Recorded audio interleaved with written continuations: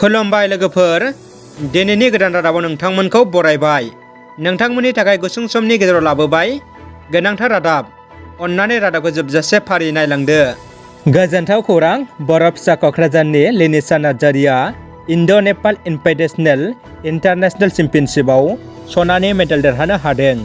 माहारियारि थाखोनि ताइक्वान्ड' गेलेमु बादायलायनायाव सना मेडेल देरहानानै बर' हारिजों लोगोसे बिटिआर हालामनि थाखाय गोग्गानाय लाबोनो हादों बर' फिसा लिनिसा नार्जारिया।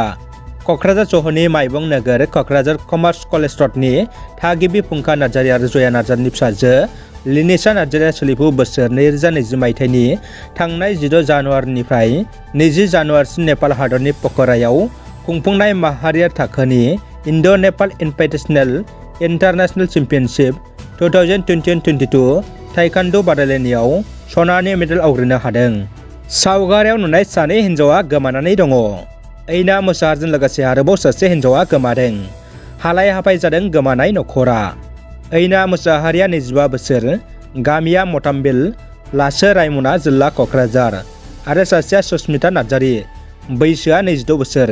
सानैबो थांनाय 27 जानुवारिनिफ्रायनो गोमानानै दङ होनना नखरनि सुबुंफ्रा फोरमायदों। हाबा जाखानाय सानै हिन्जाव गोमानायखौ लानानै नखरनि फिसाय आरो फिसाफ्रा हालाय हाफाय नागिरगासिनो दङ। बेनिखायनो ससियेल मिडिया बाहायगिरि नोंथांमोनखौ बहाबा नुयोब्ला नखरनि सुबुंफ्रा 7086225039 आरो 7896231904 बे जानबुं नम्बराव खौरां हरनो खावलायहरदों। दानिया फैदो गुबुन मोनसे खौराङाव। मेघालयनि राजथावनि शिलंनि पुलिस बाजाराव बमा बेरफ्रुदों। बे बमा बेरफ्रुनायाव रावबो जेबो जायाखै होनना मिथिनो मोन्दों। मख'नो गोनांदि जाथाया मैया मोनाबिलि 6:15 जादोंमोन होनना मेघालय पुलिसनि सुलुङाव फोरमायदों। मेघालयनि गिबि मन्थ्रि कनराड चांमाया जाथायखौ गोख्रों रावजों सोंखारदों। बमा बेरफ्रुनाय जाथायखौ सोर खालामदों दासिम रावबो सिमान जायाखै। जाथायखौ लानानै पुलिस बिफाना गोख्रों नायबिजिरगासिनो दं होनना मिथिनो मोन्दों। गसाइगावनि स्वर्ण गयारिया पुलिस गेलेन्ट्रि एवार्ड मोननो हादों।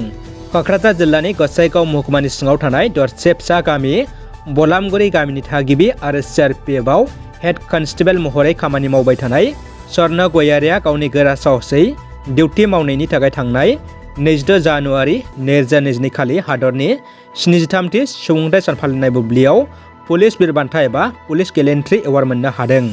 बिर बान्थानि थाखाय सायख'जानायखौ फोसावनाय लोगो लोगो बिथां गयारिनि नखरनि सोद्रोमाफोरजों लोगोसे गामि आरो ओनसोलाव रंजानायनि दोहौ सोमजिदों।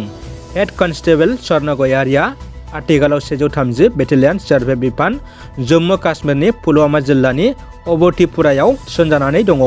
130 बेटेलियन CRPFनि सासे मावख'गिरिया फोरमायनाय बायदिब्ला थांनाय 25 एप्रिल 2020 अक्ट'खालि जम्मु काश्मीरनि पुलवामा जिल्लानि अबतिपुरा थानानि सिङाव थानाय गौरीपुरा गामियाव लश्कर-ए-तैयबा उदखारि हानजानि 3 उदखारिफोरजों गावलायनायाव स्वर्ण गयारिया गावनि हानजाखौ सिगां फारसे दैदेनलांदोंमोन। बे समावनो सासे उदखारनि खारनायखौ नुनानै हेड कनस्टेबल स्वर्ण गयारिया गावनि जिउखौ खैफोदाव दोननानैब्लाबो उदखारिखौ उन होसोयो आरो 3 उदखारिफोरखौ गावथारनो हायो। बिथांनि बे साहसगोरायै हादर रैखाथिनि सिबिथाय होनायनि थाखाय हादरगिरि रामनाथ ग'विंदआ बिथांनो पुलिस बिर बान्था होनाय जादों। दानिया फैदो जोबथा खौराङाव। बिटिआरनि EM दावबायसा बर'आ जौगालु बिथांखि बेखेवदों। बिटिआरनि गेलेमु आरो हारिमुनि मावफुं सोद्रोमा दावबायसा बर' बिथाङा सानसेयावनो उदालगुरि जिल्लानि फेरगाव ओनसोलाव मोनसे स्किम हाबाफारि बेखेवनानै होदों। MGNरेगानि जोहै आधार कार्ड फेसिलिटिनि सिङावहाय दाब दाब जायगायाव बायदि रोखोमनि खामानि मावफुंनो थाखाय अन्थाइ खाम्फा गायसनना खामानिखौ मावफुंनो बेखेवना होना गोजोननाय फोरमायो मावफुं सोद्रोमाया। रादाबा एसेनोसै लोगोफोर। रादाबखौ जोबजासे नायनायनि थाखाय गासैनिसिमबो गोजोननाय बावहरबाय।